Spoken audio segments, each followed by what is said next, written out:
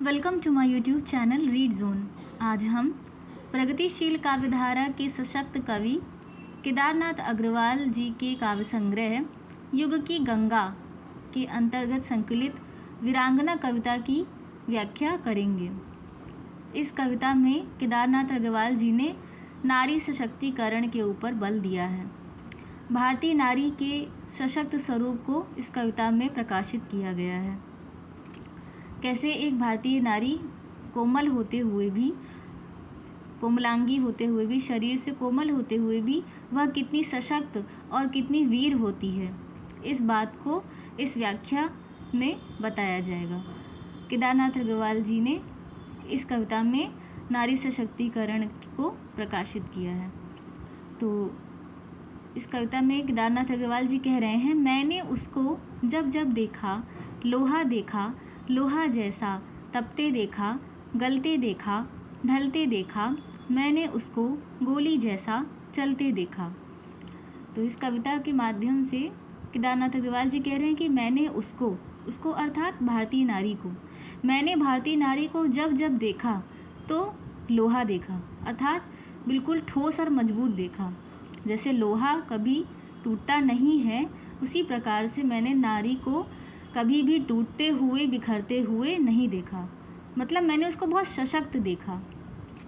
लोहा जैसा तपते देखा, यानी कि जैसे लोहा तपता है, गर्म होता है, जब वो तपाया जाता है तो फिर वो तपता है, गर्म होता है। उसी प्रकार से प्रतिकूल परिस्थिति आने पर मैंने भी नारी को तपते हुए देखा है। तपते हुए देखा है अर्थात संघर्ष करते हुए देखा है।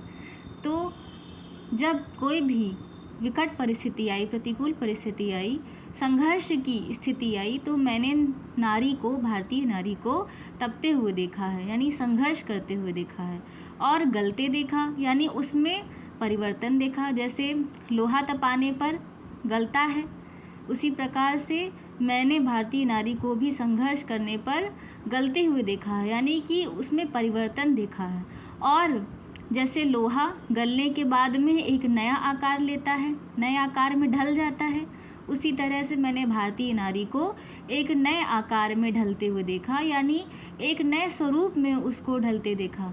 यानी संघर्ष करने के बाद जब उसमें परिवर्तन होता है तो उसका एक नया स्वरूप निखर करके आता है, उसकी एक नई पहचान बनती है, उसका एक नया व्यक्तित्व बनता है, उसका एक नया स्वरूप प्रकाशित होता है। तो यहाँ पे केदारनाथ अग्रवाल जी कह रहे हैं कि इसी तरह भारतीय नारी जो है, जब उस पर कोई भी विपत्ति आई, कोई भी परिस्थिति का जब उसने सामना किया है, जब उसने संघर्ष किया है, तो फिर उसमें मैंने परिवर्तन देखा है और उसका एक नया व्यक्तित्व मैंने उभरते हुए देखा है। मैंने उसको गोली जैसा चलते देखा, मैंने उसको गोली जैसा चलते हुए देखा है, अर्थात मैंने उसको कभी भी रुकते हुए नहीं देखा।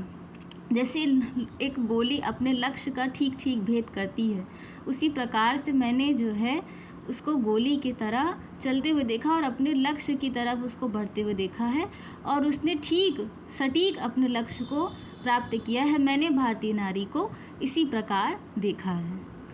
तो आशा करते हैं कि आपको ये व्याख्या समझ में आई होगी। वीडियो को देखने के लिए आप सभी का धन्यवाद।